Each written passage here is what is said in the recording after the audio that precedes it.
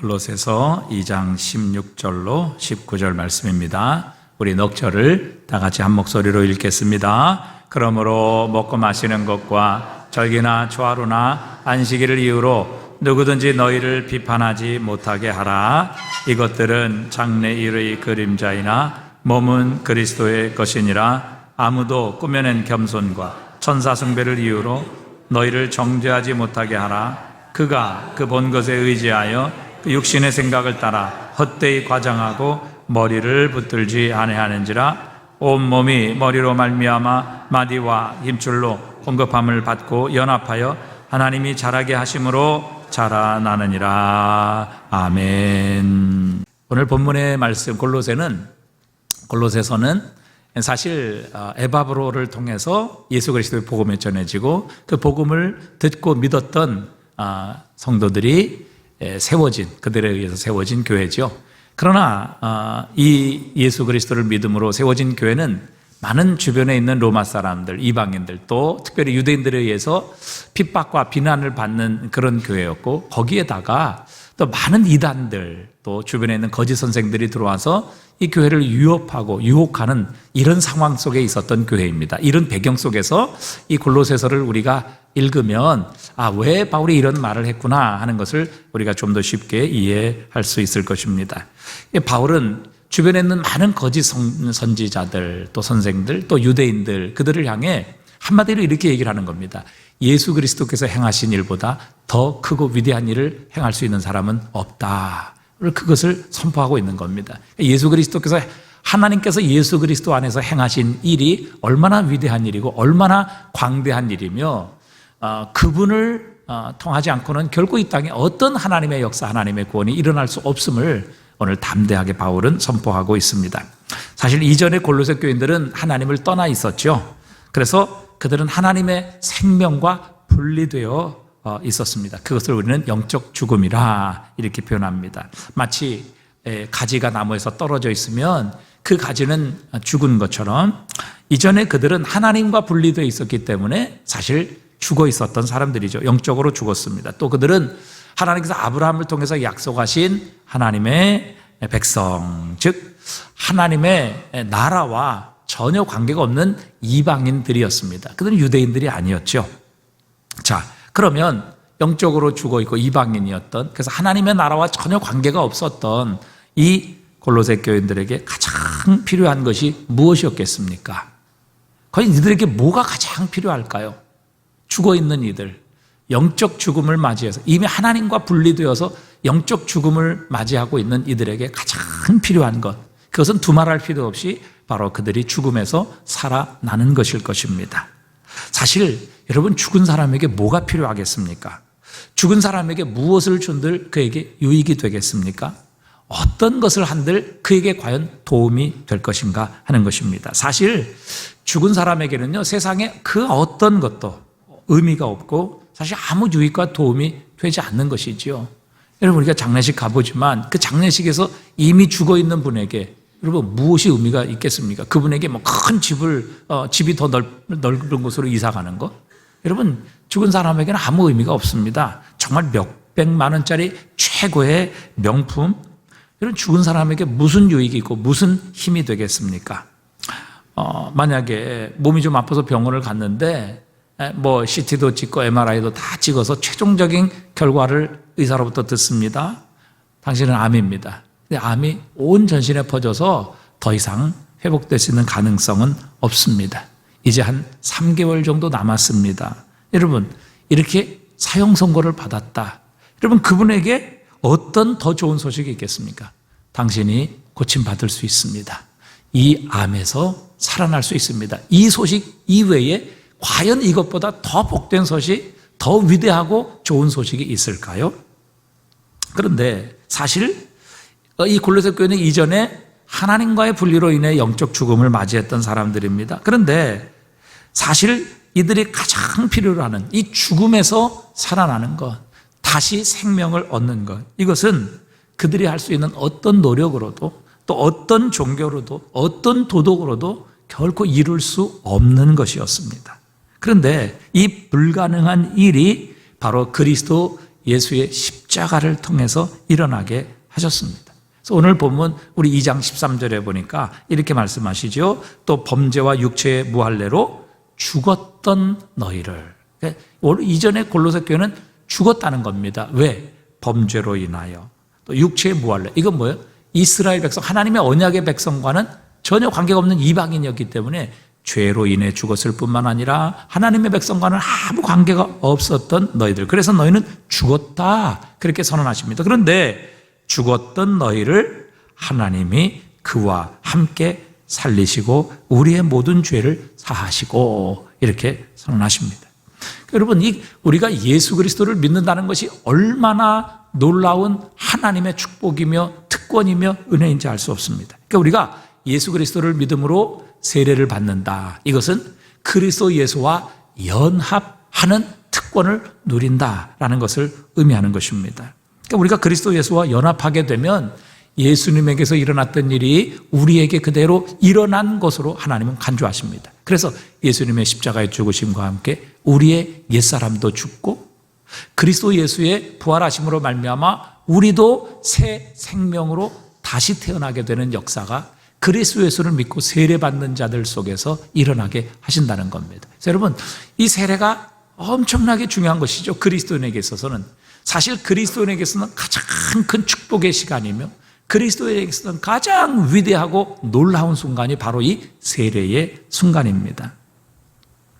여러분, 세상의 모든 종교와 기독교를 구분짓는 가장 큰 차이점은 어디에 있겠습니까? 여러분, 세상의 모든 종교는요, 한마디로 두의 종교라 이렇게 말씀드릴 수 있습니다. 영어로 두라는 것이죠. 두는 뭐예요? 무엇인가 행하는 것입니다. 노력하는 것이죠. 그러나 여러분, 기독교는 이것에 반해서 done이라 이렇게 변할 수 있습니다. done, 이건 뭐예요? 이루어졌다, 이미 끝났다라는 것을 의미하는 것이죠. 바로 이것이 세상의 다른 모든 종교와 기독교를 구분짓는 가장 중요한 시금석입니다. 여러분, 세상의 모든 종교는 절대자에게 혹은 자신이 원하는 것을 얻기 위해서 늘 노력해야 됩니다. 행위를 요구합니다. 고민합니다. 그래서 무엇인가를 내가 행함으로 구원을 받든지 아니면 내가 원하는 무엇인가를 얻든지 아니면 그 절대자로부터 보호를 받는 그런 결과를 얻게 합니다. 그래서 여러분, 이슬람에서는 반드시 그들이 지켜야 되는 여러 가지 규율이 있습니다. 하루에 5번 메카 성지를 향해 반드시 그들은 절을 해야 합니다. 그것을 하지 않으면 계명을 어긴 거기 때문에 죽는 거예요. 구원받지 못해요. 또 이슬람 신자라면 반드시 1년에 한 번 메카 성지를 순례를 해야만 합니다. 또 가난한 자에게는 반드시 선행을 베풀어야 되고, 불교에서는 반드시 그들의 주문을 외우고 또 연부를 외우고 또 염주를 사용해서 기도하고, 또 어떤 곳에서는 자신들의 그 훈련을 반드시 이수해야만 구원을 받든지 아니면 혹은 자신이 원하는 그런 것들을 얻어낼 수 있는 것이죠. 그러나 기독교는 어떤 종교입니까? 기독교는요, 한마디로 그리스도 예수께서 우리를 위해 이 모든 것을 이루어 주신 종교입니다. 예수 그리스도가 십자가에서 이 모든 것을 이루신 것에 우리는 기초를 두고 있습니다. 사실 우리 모두는 하나님께 대한 반역자이지요.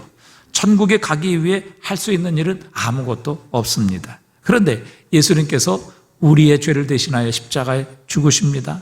그러므로 죄사함과 영생을 은혜의 선물로 우리에게 얻게 해 주셨습니다. 그러니까 우리는 사실 하나님으로부터 우리의 행위를 따라 받아야 될 것을 받은 것이 아니라, 우리는 이렇게 행동했지만 하나님은 우리에게 그리스도 예수를 통해서 은혜를 주신 것입니다. 우리의 행위대로 주신 것이 아니라 그리스도 예수로 말미암아 그럼에도 불구하고 하나님은 우리에게 은혜를 주시고 구원을 주시고 생명을 주셔서 하나님의 자녀가 되는 이 권세를 우리에게 허락해 주신 겁니다. 그래서 신학자 R.C. 스프로울은 이렇게 얘기를 했습니다. 모세는 묵상을 하고 율법을 묵상하고 모하메드는 칼을 휘두르고 부처는 개인적인 상담을 하고 공자는 지혜의 말씀을 가르쳤다. 그러나 이 사람들 중 누구도 우리의 죄를 용서하기 위해 자신을 희생할 수 있는 사람은 없었다. 그렇게 얘기를 했습니다. 그러나 예수 그리스도는 유일하신 하나님의 아들이십니다. 죄가 없으신 유일한 육체를 가지고 계시는 하나님의 아들이셨기 때문에 그분만이 우리의 잘못에 대한 대가를 지불하기 위해 자신을 희생할 자격이 있으셨던 것입니다. 그래서 여러분, 기독교는 예수 그리스도께서 우리를 위해 행하신 일을 믿음으로 하나님의 은혜로 구원을 얻습니다. 여러분, 우리는 결코 우리의 행한 노력, 우리가 가진 행위를 통해서 하나님의 구원을 얻을 수 있을 만한 자격이 없어요. 그리고 우리가 얼마나 노력한들 여러분 그 하나님의 기준에 도달할 수 있겠습니까? 하나님의 율법이 만약에 100가지라고 하면 그 100가지 중에서 하나만 어기고 99가지를 이룬다 할지라도 우리는 그 하나를 이루지 못한 것 때문에 정죄와 심판을 받아야만 하는 존재입니다. 여러분, 불교에서 얼마나 수행을 하고, 여러분 얼마나 이슬람교에서 그 율법을 순종하고 이루어야 구원을 확신할 수 있겠습니까? 어느 누구도 구원을 확신할 수 없어요. 그러나 기독교는요, 예수님께서 우리를 위해서 행하신 그 일을 믿음으로 말미암아 우리는 구원을 확신할 수 있습니다. 우리는 그분을 믿음으로 하나님의 자녀가 되는 권세를 얻습니다. 우리는 그분을 믿음으로 우리의 죽은 영혼이 살아나게 되는 이 놀라운 하나님의 기적과 은혜를 얻게 하시는 겁니다. 여러분, 우리가 잘 아는 탕자의 비유가 있죠. 탕자의 비유를 이렇게 설명하면 이렇습니다. 둘째 아들이 아버지가 죽지도 않았는데 아버지의 유산을 뺐다시피 해서 그 아버지로부터 유산을 받습니다. 그리고 아버지를 떠나 허랑방탕하지요. 다 탕진합니다. 술 먹고 또 타락하며 허랑방탕하게 아버지 유산을 다 탕진합니다. 돈이 떨어집니다. 나중에 자신이 점점 비참해지고 가난해집니다. 나중에는 돼지가 먹는 그 쥐염 열매조차도 먹을 수 없는 그런 비참한 지경에 이르게 되자 이 둘째 아들은 깨닫습니다. 참 우리 아버지 집에는 먹을 것이 많았는데 내가 아버지를 떠나자 이렇게 비참해지고 이렇게 가난해졌구나. 내가 면목이 없다. 그런 아버지께로 돌아가야 내가 살겠다. 이렇게 결심을 하고 아버지께로 돌아가기로 결정을 합니다. 여러분, 불교에서는 이 아들을 받아들이기 위해 어떻게 해야 될까요? 불교에서 아마 이 이야기를 들었다면 이 못된 아들은 자신의 과거를 청산하기 위해서 잘못에 대한 대가를 반드시 치러야만 할 것입니다. 그래서 고행을 해야만 되고요. 또 몇 년간 수행을 해야만 합니다. 도를 닦아야만 합니다. 그것에 대한 대가로 업을 받아야지요. 노예 생활을 해야 합니다. 봉사해야 됩니다. 그러나 여러분, 성경은 그렇게 말씀하지 않아요. 성경의 비유에서는요, 아버지가 탕자를 끊임없이 기다리십니다. 한마디로 사랑하기 때문이지요. 그래서 포기할 수가 없었던 겁니다. 그런 죄인, 그렇게 아버지가 죽지 않았는데도 불구하고 죽으라고 유산을 받아 떠난 아들, 그리고 그 아버지의 그 유산을 정말 방탕과 타락을 통해 다 엎어버리고 이제는 거지가 되어버린 그런 아들을 아버지는 결코 포기할 수가 없었던 것입니다. 왜요? 사랑하시기 때문에, 자신의 자식이었기 때문입니다. 그리고 탕자가 멀리서 터벅터벅 걸어온 그 모습을 아버지가 보자마자 아버지는 달려가서 그 냄새나고 거지 같은 아들을 끌어안습니다. 기뻐합니다. 그리고 집으로 데리고 와 그의 옷을 벗기고 가장 집에서 좋은 옷을 입힙니다. 살진 송아지를 잡습니다. 그리고 그의 지위와 신분을 조건 없이 회복시켜 주십니다. 아들은 내가 아들로서의 도저히 자격이 없으니까 아버지의 종의 하나로만 써주시면 감지덕지하겠습니다. 그런 마음과 그런 말씀을 드리지만 그런 아버지는 전혀 그것을 듣지 않습니다. 탕자를 보자마자 그를 껴안고 기뻐하며 잔치를 벌이며 그를 환영하고 분에 넘치는 용서를 받게 하신다고 성경은 결론 지어지고 있습니다. 여러분, 아버지께서 이렇게 불효막심한 탕자를 용서하시고 받아주시고 기뻐하시고 그를 위해 잔치하시고 그를 회복시켜 주실 수 있는 근거가 어디에 있습니까? 바로 하나님의 가장 사랑하는 독생자를 바로 이 죄인을 위해 대신 내어주시고 십자가에 못 박으셨기 때문입니다. 오늘도 우리 가운데는 이렇게 자신의 잘못을 깨닫고 죄책감 속에서 무거운 짐을 지신 분이 계실 것입니다. 내가 다시 아버지께 돌아간다 할지라도 아버지가 용서해 주실까? 받아주실까? 내가 이런 죄를 범하고도 다시 한번 하나님의 자녀가 되는 이 은혜가 회복될 수 있을까? 고민하시는 분이 계실지 모릅니다. 그러나 우리 하나님 아버지는 우리를 기다리고 계십니다. 우리가 돌아가기로 결정하고 그분을 향해 우리를 발걸음을 옮긴다면 그분은 멀리서도 우리를 보시고 달려오셔서 거지 같은 우리, 죄로 말미암아 냄새나는 우리를 껴안으시며 기뻐하시고 우리의 모든 이전의 지위, 이전의 모든 신분을 회복시켜 주실 것이며 우리로 인하여 기뻐하고 잔치를 벌이시는 우리 하나님 아버지이십니다. 그것이 바로 여러분 기독교와 다른 모든 세상의 종교의 차이입니다. 여러분 이 은혜를 베푸시는 종교는 기독교밖에는 없습니다. 모두가 자기의 노력, 자기의 행위, 그 행한 것에 대한 대가를 받아야만 구원을 얻든지 아니면 그 절대자에게로 이를 수 있지만, 그러나 하나님께서 그리스도 예수에서 행하신 일로 말미암아 우리는 그리스도 안에서 무조건적인 용납을 받습니다. 우리의 모든 죄가 용서함을 받습니다. 우리가 그분에게 회개하고 돌아오기만 하면 그리스도 예수께서는, 그리스도 예수를 통하여 하나님 아버지는 우리를 안으시고 우리의 지위와 우리의 신분과 우리의 이 비참한 모습을 다 회복시켜 주시고 씻겨 주시고 하나님의 거룩한 의의 옷을 입혀 주시는 우리의 아버지이십니다.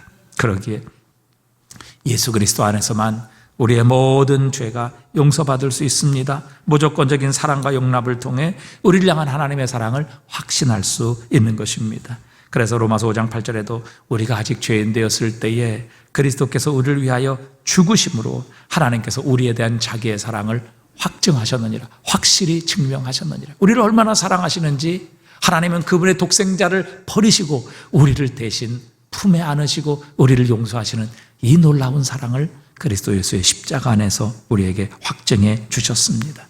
그래서 우리는 우리가 하는 행위를 따라 우리의 구원과 용서와 용납하심이 결정되는 것이 아니라 예수 그리스도께서 우리를 위해서 십자가에서 행하신 일을 믿음으로 말미암아 우리의 모든 삶이 결정되고 우리의 구원이 확정되는 것입니다. 다른 모든 종교와 길들은 궁극적으로 그 길의 끝이 막혀 있습니다. 그러나 요한복음 14장 6절에서 주님이 말씀하십니다. 예수께서 이르시되 내가 곧 길이요 진리요 생명이니 나로 말미암지 않고는 아버지께로 올 자가 없느니라. 예수 그리스도를 통해서는 하나님 아버지께 나아갈 수 있습니다. 천국에 들어갈 수 있습니다. 우리가 용서받을 수 있고 우리가 구원받으며 우리가 새로워질 수 있다는 사실이지요. 우리의 죽은 영혼이 살아날 수 있는 유일한 길이 예수 그리스도 안에 있습니다. 그리스도 예수를 믿을 때 하나님께서 우리에게 이중적인 축복을 주십니다. 가장 먼저 하나님은 우리의 모든 죄를 용서해 주시는 축복을 얻게 하십니다. 여러분, 무엇으로 우리의 죄를 용서받을 수 있겠습니까? 죄는요 반드시 대가가 치러져야 됩니다. 근데 죄의 삭은 사망이라고 말씀하세요. 그러니까 우리가 죄를 범했다면 우리가 죽는 것밖에는 이 죄를 용서받을 수 있는 다른 길이 없습니다. 그런데 오늘 2장 14절에 보니까 우리를 거스르고 불리하게 하는 법조문으로 쓴 증서를 지우시고 제어버리사 십자가에 못 박으시고 그렇게 말씀하십니다. 그러니까 우리를 거스르고 불리게 하는 법조문으로 쓴 증서, 이게 율법이지요. 그래서 사실 우리가 하나님 앞에 서면 율법이 우리를 정죄하는 겁니다. 하나님의 뜻이 이런데 이렇게 살지 못했고, 이건 죄인데 이 죄를 범했고, 이건 나쁜 짓인데 이렇게 나쁜 짓을 범했고, 그래서 율법에 의해서, 모든 율법의 법조문에 의해서 우리는 정죄를 받고 그 죄가 확정되면 그 죄에 대한 심판, 즉 죽음을 맞이해야만 하는 우리는 그런 삶이죠. 그런데 여러분, 율법의 법조문은요 마치 약속 어음과 같습니다. 사업하시는 분은 잘 아시죠? 약속 어음을 이렇게 발행하죠. 내가 당신에게 1억을 주겠습니다. 이러면 3개월짜리 어음이면 3개월이 되면 그 약속한 어음에 따라서 내가 1억이라는 현금을 지불해야만 이 약속 어음이 나에게 완전히 클리어가 되는 것입니다. 자, 근데 내가 3개월 약속 어음을 발행했는데 3개월이 됐는데 내가 그 약속 어음에 대한 현금을 지급하지 못해요? 그러면 어떻게 됩니까? 한 번도 안 해보셨어요? 여러분, 약속어음을 발행했는데 3개월짜리예요. 근데 3개월이 됐는데 내가 그 현금을 지불하지 않아요. 그럼 어떻게 됩니까? 부도지요. 그게 부도입니다. 망하는 거예요. 그러니까 여러분, 이 부도, 사업의 파산, 이거는 뭐예요? 회사의 죽음입니다. 그러니까 부도는 회사의 죽음이에요. 파산이죠.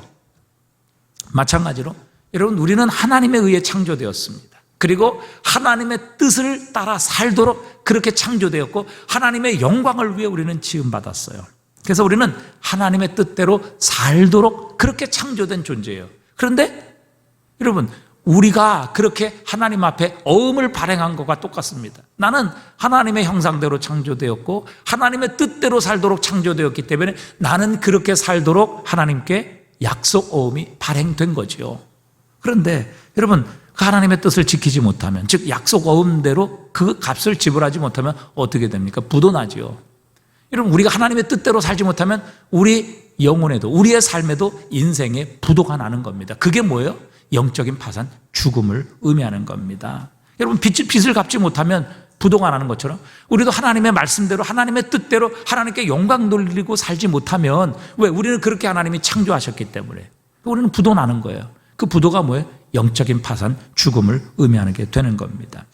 그런데 놀라운 사실은 이렇게 우리가 부도가 나서 영적인 파산에 이르러서 우리는 죽었단 말이죠. 영적으로 죽었단 말이죠. 그런데 하나님께서 그리스도 예수를 보내십니다.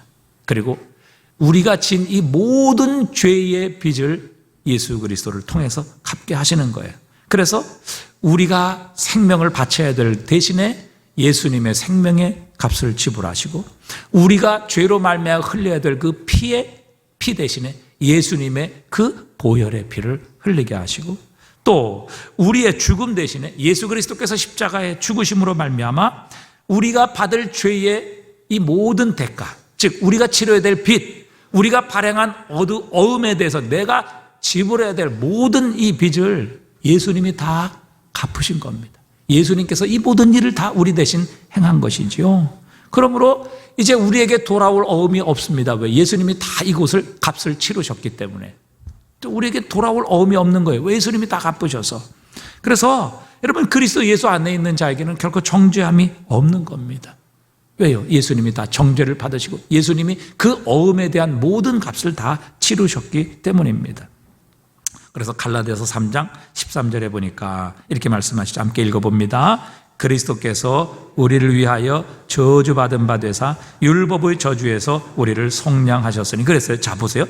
자, 그리스도께서 누구를 위해서 저주를 받았어요? 자신의 죄가 있어서 저주를 받은 게 아니고요, 그분은 죄가 없으신 분이라고요. 그 당시에 재판장인 로마의 빌라도조차도 예수님은 죄가 없다 그렇게 선언하셨단 말이죠. 그런데 그 군중들이 억지로 데모를 하고 억지로 우겨서 예수님을 십자가에 못 박아버린 거예요. 밀란 날까 봐.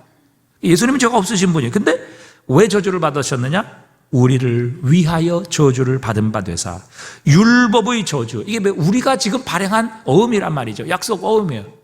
우리가 갚아야 될 우리의 하나님을 향한 우리의 약속이에요. 그런데 우리가 그것을 지키지 못하기 때문에 율법의 저주를 받아 마땅한 우리. 그런데 예수님께서 우리 대신 율법의 저주를 받으셔서 우리를 율법의 저주에서 속량하셨다, 이렇게 말씀하고 계시는 겁니다.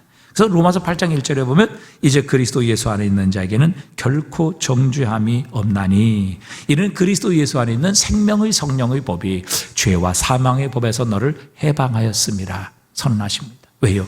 예수님이 다 갚으셨기 때문에. 예수님이 내 대신 피 흘리고 내 대신 고통받으시고 내 대신 저주받으시고 내 대신 십자가에 죽으셨기 때문에 이제 내가 갚아야 될 죄의 빚, 내가 갚아 치러야 될 그 약속 어음은 더 이상 우리에게 사라지게 된 것입니다. 여러분, 이 죄사함은요, 세상 그 어느 곳에도 없어요. 왜? 죄에 대한 대가는 죽음이기 때문에. 내가 죽어야 끝나는 겁니다. 죽어야 갚아지는 거예요. 그런데 하나님께서 그리스도 예수를 통해서 우리가 죽어야 될 죄의 저주를 예수님 대신 받게 하심으로 그리스도 예수 안에 있는 자에게는 이 용서함을 얻게 해 주신 겁니다. 여러분, 예수 그리스도 안에만 용서함이 있습니다. 예수 그리스도 안에만 죄사함이 있습니다. 우리가 어떤 죄를 범했을지라도 그리스도 예수의 십자가를 붙들고 회개하며 우리의 죄를 고백하면 주님은 미쁘시고 의로우사 우리의 모든 죄를 용서하십니다. 자, 그런데 이것뿐이 아니에요. 여러분, 예수님 안에 우리의 모든 죄가 용서받을 뿐만 아니라 예수 그리스도 안에 진정한 승리, 온전한 승리가 이 땅에 있는 겁니다. 여러분, 만약에 하나님께서 이스라엘 백성들을 애굽에서 구원해내셨는데요, 자, 구원해냈으니까 이제 내가 정말 할 일 다 했다, 야, 이것만으로도 너희들에게 엄청난 은혜 베푼 거야, 이제 너희 마음대로 살아, 그랬다고 하면 그들은 광야에 가서 굶어 죽고 가나안 땅에 가서 대적들에 의해서 패배당하고 죽임당하고 아마 그렇게 비참하게 인생이 끝났을 거예요. 하나님은 그게 목적이 아닙니다. 하나님은 우리로 하여금 이 땅에서 그리고 영원히 승리하는 삶을 살게 하시는 분이십니다. 오늘 2장 15절에 보니까 이렇게 말씀하시죠. 통치자들과 권세들을 무력화하여 드러내어 구경거리로 삼으시고 십자가로 그들을 어떻게 하셨느니라? 이기셨느니라. 예수님이 이기셨대요. 누가? 통치자들과 권세자. 이거면 세상의 어둠의 주관자들이거든요. 세상의 세력들이에요. 그래서 여러분, 우리가 하나님을 안다는 것은요, 동시에 이 세상에 악한 존재가 있다는 것을 아는 것을 의미하는 것입니다. 자, 요한일서 5장 19절 한번 보세요. 또 아는 것은 우리는 누구에게 속해 있어요? 자, 온 세상은 어디에 속해 있어요?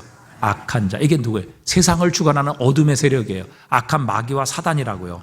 그러니까 여러분, 우리가 그리스도 하나님을 우리가 안다는 것은 이 세상에 악한 영이 지배하고 다스리고 있다는 것도 동시에 우리가 아는 것을 의미하는 것이에요. 사실 우리가 거듭나고 하나님의 백성이 되는 순간부터 우리에게 영적 전투가 시작됩니다. 사실 이전에 우리가 세상에 있었을 때는 악한 자가 우리를 건드릴 필요가 없었어요. 유혹할 필요가 없었습니다. 왜요?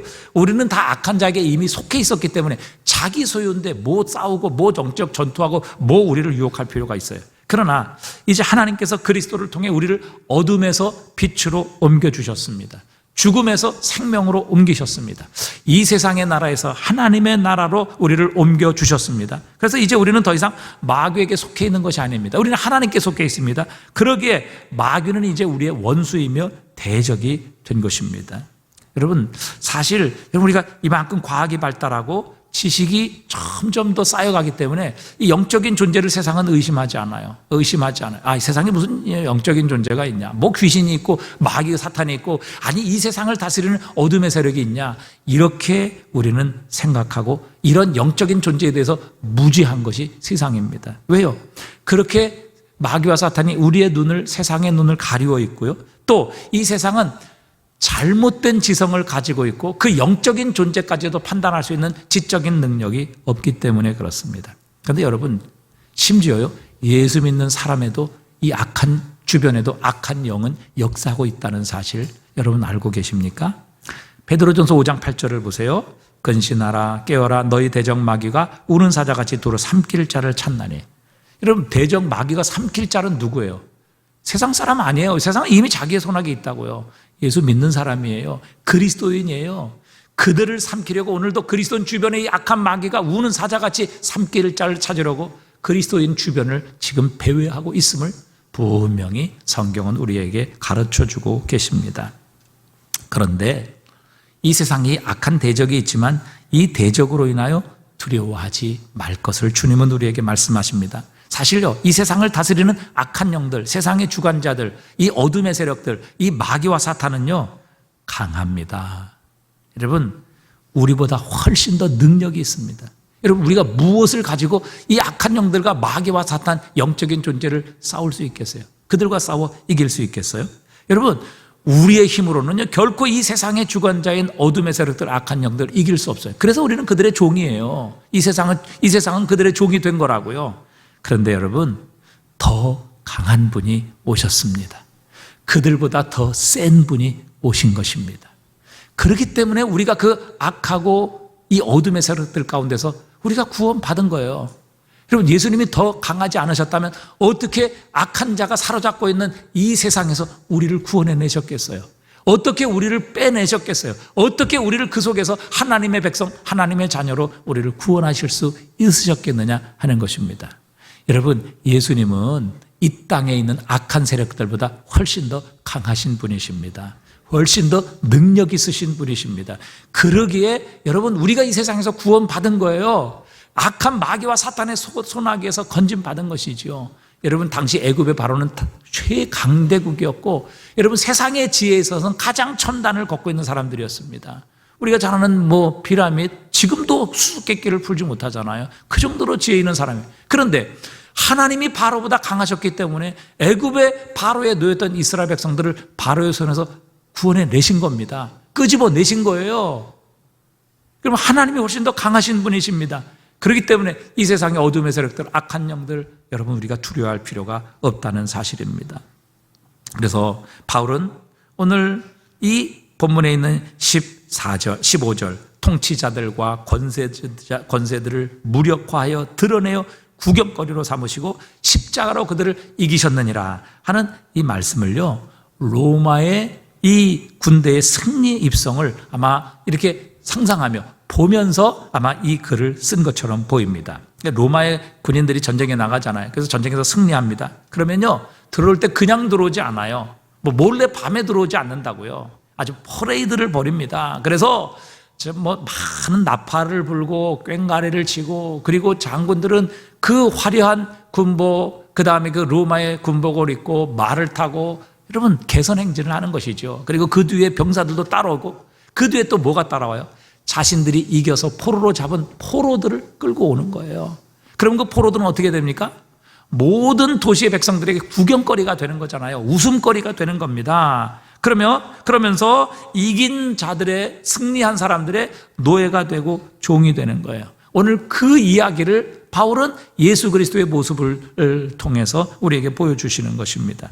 우리의 대장 되신 예수 그리스도께서 이 세상의 권세, 악한 영들, 세상의 통치자들, 마귀와 사탄의 권세들 십자가로 이기시고 승리하셨다는 것입니다. 예수님이 그들을 포로로 끌고 오십니다.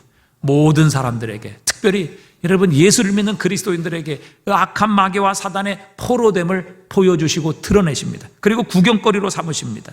여러분, 이것을 온 세상이 알고 보도록 예수님께서 십자가에 죽으셨다가 사흘 만에 죽음을 이기고 다시 사신 것입니다. 그러므로 십자가로 승리하셨다, 이렇게 선언하십니다. 그래서 예수님께서 이 땅에 오셔서 여러분 하신 많은 사역 중에 하나가 귀신을 쫓아내는 일이에요. 여러분, 예수님이 귀신을 쫓아낸다는 것은 귀신의 왕을 이겼다는 겁니다. 귀신의 왕이 예수님보다 더 강한, 어떻게 귀신의 쫄개인, 사탄의 쫄개인 귀신들을 쫓아낼 수 있겠어요? 이 말은 귀신의 왕을 예수님이 이기셨기 때문에 그 귀신의 왕, 사탄의 쫄개인 귀신들을 쫓아내셨다는 것을 상징적으로 보여주시는 겁니다. 그래서 예수님이 이 땅에 오셨을 때 마귀와 사탄, 이 세상의 주권자는 그 자리에서 쫓겨나게 된 겁니다. 예수님이 하늘과 땅의 모든 권세를 가지고 계시는 분이시라는 것을, 그 사탄과 마귀의 졸개인 귀신을 쫓아내심으로 예수님이 시위하시고 보여주신 것입니다. 예수님이 병마를 떠나가게 하십니다. 뭐예요? 예수님이 이 병의 질병, 불완전한 모든 것에 치유자이시며 예수님이 하나님 나라를 가지고 오셨다는 겁니다. 여러분, 하나님의 나라에는 불완전이 없어요. 병이 없어요. 고통이 없어요. 아픔이 없어요. 예수님께서 그 하나님의 나라를 가져오셨다는 것을 질병의 치유를 통해 예수님이 시위하고 계시는 겁니다. 자, 봐라. 내가 하나님 나라의 주인이다. 하나님 나라의 왕이다. 이 하나님 나라가 임하게 될 때 이런 일들이 일어나게 될 것이다. 모든 질병은 떠나가게 되고 고통은 없어지고 불완전은 치료될 것이며 완전하게 되는 날이 오게 될 것이다. 예수님이 질병을 치유하심으로, 병마를 고치심으로 이 일을 시위하고 계시는 겁니다. 예수님께서 이 죄의 가장 큰 적, 이 세상에 마귀와 사탄이 가지고 있는 가장 큰 무기, 결국에는 죽음조차 이기시고 승리하셨습니다. 그래서 이 땅에 계실 때 죽은 나사로도 살리고 과부의 아들도 살리셔서 예수님이 생명의 주인, 죽음을 이기신 생명의 주인이시라는 것을 보여주십니다. 그리고 예수님께서 궁극적으로 죽음에서 다시 살아나심으로 결국 사망의 권세를 이기시고 승리하신 것을 온 세상에 선포하셨습니다. 그렇기 때문에 여러분, 그리스도 예수 안에 있는 자는 결코 세상의 권세, 악한 영들, 이 귀신들을 두려워할 필요가 없습니다. 왜요? 예수님께서 이미 십자가로 승리하셨기 때문입니다. 로마의 군사들이 승리함으로 포로를 끌고 들어와 모든 시민들이 보는 앞에서 그들을 조롱하고 비웃고 그들을 노예와 종으로 삼는 것처럼 그리스도 예수께서 이미 악한 영들을, 세상의 권세를 이기셨습니다. 그들을 포로로 잡고 오십니다. 여러분, 이제 우리는 그들에게 명령해야 합니다. 그들을 다스려야 합니다. 그들을 우리의 종으로 삼아야 됩니다. 여러분, 그리스도 예수께서 이기셨고 그들을 포로로 잡아 오셨고 모든 사람에게 그들을 지배하고 다스리도록 우리에게 이 승리를 주셨기 때문입니다.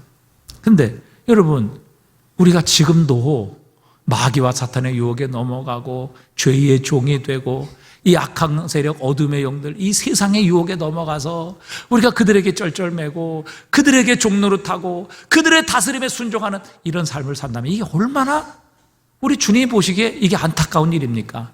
아니, 예수님께서 이 모든 악한 영들을 승리하셔서 마치 개선 장군처럼 이들을 포로로 끌고 오셔서 그들을 종으로 노예로 삼으셨는데, 우리는 예수 그리스도를 따라가면서도 그 악한 영들, 이 세상의 죄악, 세상의 유혹에 노예가 되어서 쩔쩔매고 그들의 종이 되고 그들의 요구와 그들의 시험에 들게 되면 주님이 보시기에 얼마나 안타까운 일이겠습니까?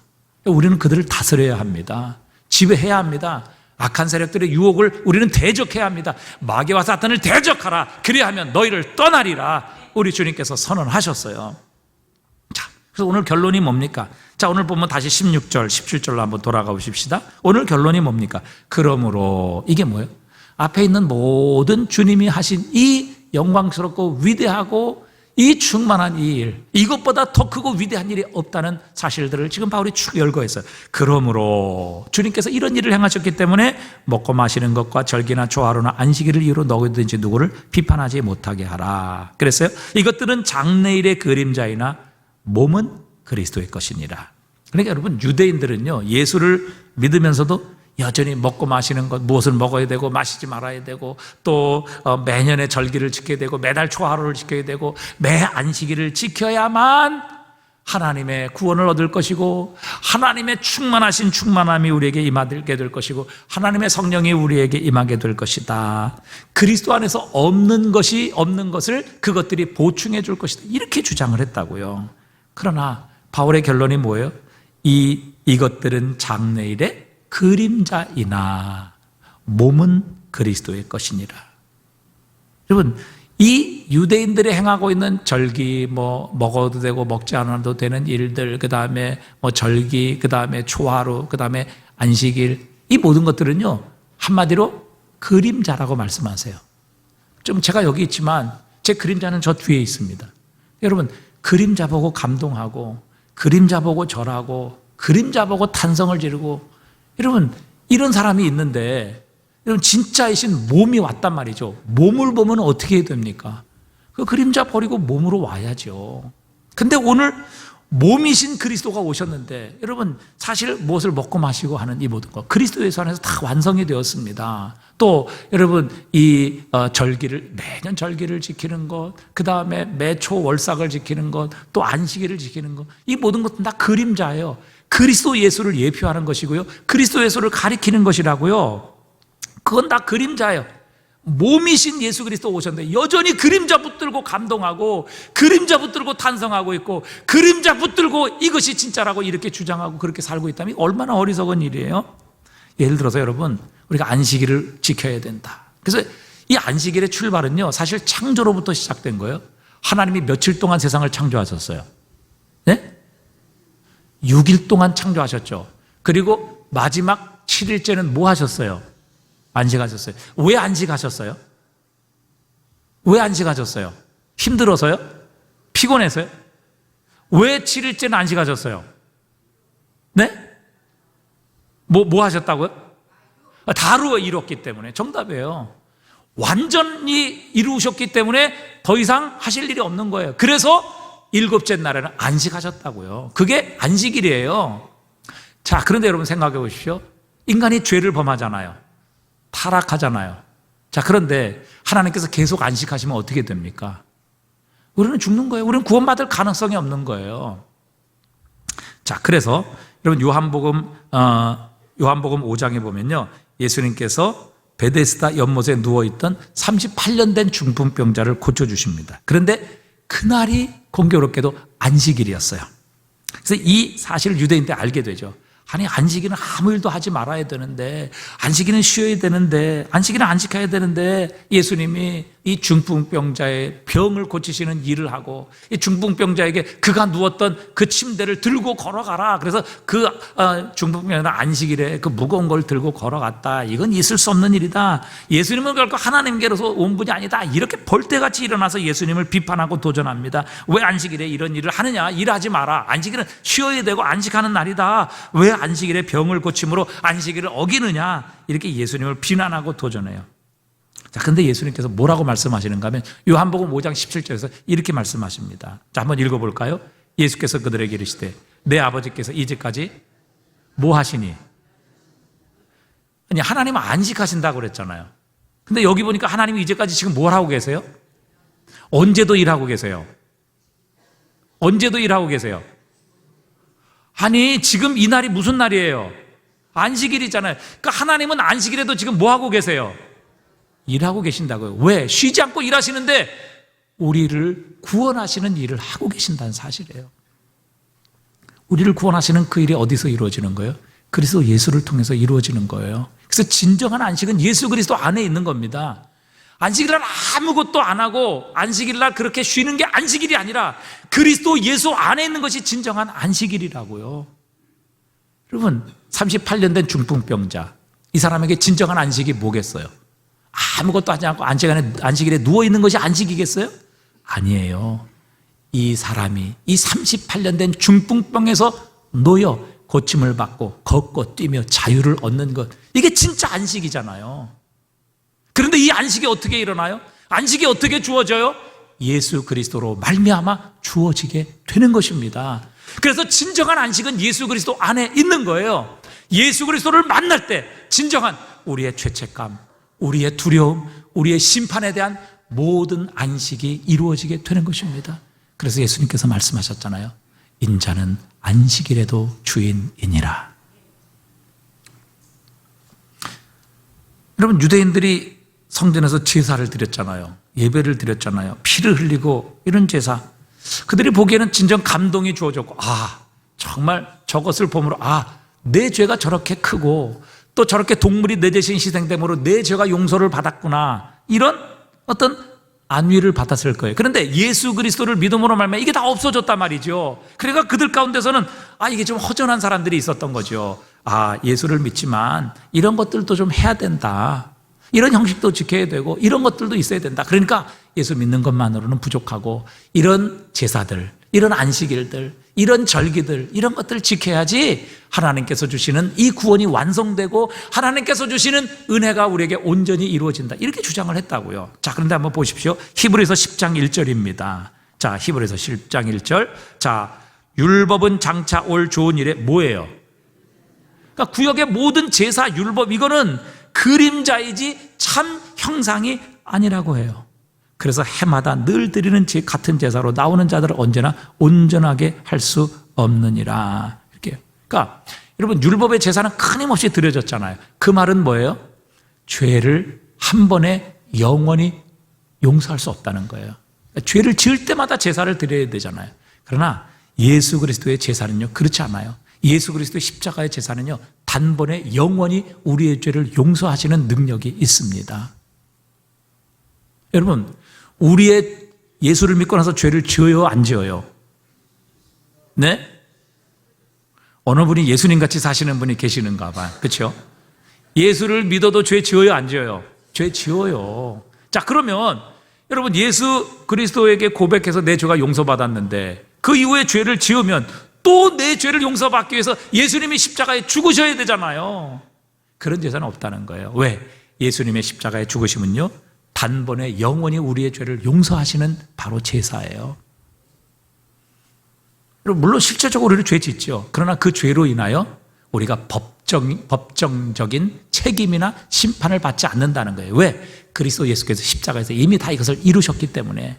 우리가 이 땅에서 죄 지어요. 그러나 그 실제적인 죄들은 이미 그리스도 예수의 십자가 안에서 우리가 다 용서를 받았기 때문에 우리가 고백하고 우리의 죄를 하나님께 아뢰면, 회개하면 하나님께서 다 용서해 주시고 그것에 대한 법정적인 심판은 받지 않는단 말이에요. 왜? 이미 그리스도 예수께서 단번에 영원히 우리의 죄를 위하여 한 번의 제사를 드리셨기 때문에. 그게 실체라는 거예요. 그게 몸이라는 거예요. 그게 모든 구약의 제사의 실체요, 몸이라는 거예요. 아니, 예수님께서 오셔서 구약의 모든 그림자의 몸이 예수님인데, 몸이 오셨어요. 실체가 오셨단 말이죠. 그 모든 것을 완성하신 분이 오셨는데, 그분을 앞에 놓고 그분이 하신 일을 놔두고 그림자를 찾아가서 감동하고, 그 실체가 아닌 형상을 가지고 우리가 이것 있어야 된다, 이거 없으면 구원받지 못한다, 이렇게 생각하시고 얼마나 어리석은 일이에요. 마치 우리가 대학을 졸업하고 석박사까지 다 받았어요. 그런데 다시 초등학교로 돌아가서 구구단을 외우는 것과 똑같은 일이라는 것이지요. 바로 그런 유혹이 이 세상에 있다는 것입니다. 여러분, 그런 분들이 있어요. 예수 믿는 분들 중에서도, 교회 다니시는 분들 중에서 이 캐톨릭에 들어가면 괜히 마음이 거룩해지고, 또 그들이 하는 여러 가지 미사, 또 이렇게 흔들고, 또 장례식에 여러 가지 그런 행사들이 있잖아요. 그런 형식을 보고 부러워하는 분들이 있어요. 굉장히 경건해 보이고, 또 그런 형식이나 이런 모든 행위들이 마치 정말 우리에게 무엇인가 더하여 주는 것처럼 그렇게 느끼신다고 생각하시는 분이 있어요. 그러나 분명한 사실은요, 그 모든 형식과 행위들은 다 그림자입니다. 실체는 예수님이에요. 몸은 예수님이라고요. 그건 다 예수님을 상징하는 것이고 예수님을 가리키는 것이지, 여러분, 그 실체이고 몸이신 예수님이 이 땅에 오셨어요. 그분이 우리를 위해 십자가에 죽으시고 다시 사셔서 우리의 왕이요, 우리니 주인이 되어 주셨단 말이죠. 그리스도 예수께서 하신 일보다 더 큰 일을 하실 사람은 없어요. 그분이 하신 일보다 더 위대하고 더 완전한 일을 행하실 수 있는 분은 세상에 없다고요. 그리스도 예수 안에 하나님의 모든 충만이 있습니다. 그런데 왜 그림자를 따라가며, 왜 박사까지 받았으면서 초등학교에 가서 구구단을 지금 외우고 있느냐? 지금 바울은 안타까워하며 지금 골로새 교회를 향해 권면하고 있는 것입니다. 여러분, 예수 그리스도 안에 모든 것이 있습니다. 여러분, 그분 안에만 우리의 죄사함이 있고요, 그분 안에만 이 세상에서 온전한 승리, 영적인 승리, 영원한 승리가 있는 것입니다. 그분 안에서만 우리는 진정한 부족함이 없는 삶을 살아갈 수 있어요. 그래서 존 스타트는 이렇게 얘기했어요. 예수님은 그를 아는 것이 곧 하나님을 아는 것이다. 예수님을 아는 것이 곧 하나님을 아는 것이다. 그를 보는 것이 곧 하나님을 보는 것이다. 여러분, 우리가 하나님을 어떻게 봐요? 죽지요. 그분은 영이시기 때문에 눈으로 보이지 않아요. 그러나 예수님 이 땅에 보이는 육체로 오셨다는, 그분을 보는 것이 곧 하나님을 보는 것이다. 예수를 믿는 것이 곧 하나님을 믿는 것이고, 또 그를 영접하는 것이 곧 하나님을 영접하는 것이다. 그를 미워하는 것은 곧 하나님을 미워하는 것이며, 그를 영화롭게 하는 것이 곧 하나님을 영화롭게 하는 것이다. 그렇게 얘기를 했어요. 이 말이 맞지요. 요한복음 14장 9절입니다. 예수님을 보려달라는 빌립을 향해 주님께서 이렇게 말씀하시죠. 요한복음 14장 19절에 보니까 예수께서 이르시되, 빌립아, 내가 이렇게 오래 너희와 함께 있으되 내가 나를 알지 못하느냐? 나를 본 자는 누구를 보았어요? 아버지를 보았거늘 어찌하여 아버지를 보이라 하느냐? 내가 아버지 안에 거하고 아버지는 내 안에 계신 것을 내가 믿지 아니하느냐? 내가 너희에게 이르는 말은 스스로 하는 것이 아니라 아버지께서 내 안에 계셔서 그의 일을 하시는 것이라. 그러니까 여러분, 예수님을 보는 자가 하나님을 보는 거고요, 예수님의 말씀을 듣는 자가 하나님의 말씀을 듣는 자예요. 예수님의 말씀을 순종하는 자가 하나님의 말씀을 순종하는 거라고요. 예수님을 사랑하는 자가 하나님을 사랑하는 거예요. 예수님을 영접하는 자가 하나님을 영접한 자라고요. 왜? 분명히 예수님께서 그렇게 말씀하셨잖아요. 나를 본 자는 아버지를 보았거늘. 그래서 여러분, 오늘 본문의 핵심은 겁니다. 그리스도 안에서 다 이루어졌다. 예수님보다 더 큰 일, 더 위대한 일, 예수 그리스도가 부족해서 무엇인가를 더 해야 하는 것은 이 땅에 없다. 예수 그리스도 한 분으로 충분하다. 이것을 믿으면요, 우리가 이단에 갈 필요가 없는 거예요. 왜 자꾸 이단으로 빠집니까? 왜 자꾸 거짓 선생들의 유혹에 넘어갑니까? 그리스도 예수 안에 충분하며 그리스도께서 모든 것을 이루셨다는 것을 확신하지 못하기 때문에 무엇인가 더 하려고, 무엇인가 부족함을 채우려고 저 이단으로 가다가 결국 영원한 지옥 멸망으로 빠져나가는 거예요. 왜? 그리스도 예수를 부인하는 것이기 때문에. 여러분, 그리스도 안에 모든 것이 있습니다. 그리스도께서 모든 것을 이루셨습니다. 그리스도 예수 안으로 한 분으로 충분합니다. 그래서 오늘 2장 9절에서 이렇게 말하잖아요. 골로새서 2장 9절에 그 안에는 신성의 모든 충만이 육체로 거하시고, 10절 너희도 그 안에서 충만하여졌으니 그는 모든 통치자와 권세의 머리시라. 너희도 그 안에서 충만하여졌으니, 부족함이 없다는 거예요. 이건 넘친다는 얘기거든요. 여러분, 그리스도 안에 있으면 넘치는 겁니다. 부족함이 있을 수 없어요. 그분이 무엇인가 좀 덜 이루고 무엇인가 좀 모자라서 다른 것에 기웃거리고, 여러분 초등학문에 가서 다시 구구단 외우고 그림자를 쫓아가서 그것을 숭배하며 그것에 감동할 필요 없다는 것입니다. 여러분 그리스도 한 분으로 충분합니다. 이거 확신하면요 우리가 이단에 빠질 일 없어요. 다른 것에 귀 기울일 필요 없다는 것입니다. 여러분 그리스도 한 분으로 충분합니다. 그분은 하나님이세요. 그리스도 예수를 더욱더 알아가시기를 바랍니다. 그분에게 더 깊이 뿌리를 내리시기 바랍니다. 그분과 더 깊은 교제를 하십시오. 그러면 하나님의 충만으로 충만케 되는 역사가 일어나게 하실 줄 믿습니다.